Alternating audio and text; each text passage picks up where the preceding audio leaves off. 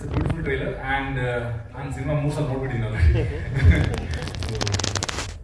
So ಇಬ್ಬನಿ ತಬ್ಬಿದ ಇಳೆಯಲ್ಲಿ ಅನ್ನೋ ಚಿತ್ರ ಇದರಲ್ಲಿ ಹೇಳುತ್ತೆ love is all about magic ಅಂತ ಹೇಳಿ ಆ ಮ್ಯಾಜಿಕ್ ನ ಫೀಲ್ ಮಾಡುವಂತ ಒಂದು ಬ್ಯೂಟಿಫುಲ್ ಪ್ರೀತಿ. ಯಾವ ಒಂದು ಮ್ಯಾಜಿಕ್ ನಿಮಗೆ ತುಂಬಾ ಇಷ್ಟ ಆಯ್ತು ಎಸ್ ಈ ಸಿನಿಮಾನ ನಾನು ನಿರ್ಮಾಣ ಮಾಡ್ಬೇಕಂತ ಅನ್ಸಿದ್ದು? ನನಗೆ ಡೆಫಿನೆಟ್ಲಿ ಚಾನ್ದು ರೈಟಿಂಗ್. ಯಾಕಂದ್ರೆ ನಾನು ಈ ಜಾನರಲ್ಲಿ ಸುಮಾರು ನಾವು ಲವ್ ಸ್ಟೋರೀಸ್ ನೋಡಿರ್ತೀವಿ, ಬಟ್ ಅದರಲ್ಲಿ ಚಾನ್ ರೈಟಿಂಗ್ ಅಲ್ಲಿ ಏನೋ ಒಂದು ಸ್ಪೆಷಾಲಿಟಿ ಇದೆ.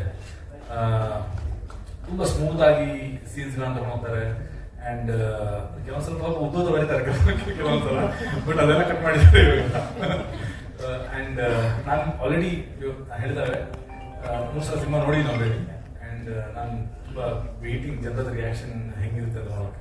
And your reaction about all our beautiful actors, Vihan, Ankita, Mayuri. I'm going to talk about her performance. ನಾನು ಸಿನಿಮಾ ನೋಡಿದ್ಮೇಲೆ especially called her and wished her. Beautiful performance. I think I'm sure this time ಈ ವರ್ಷದ್ದು best actor and best actress ಎರಡು Vihaan and Ankita ಹೋಗುತ್ತೆ.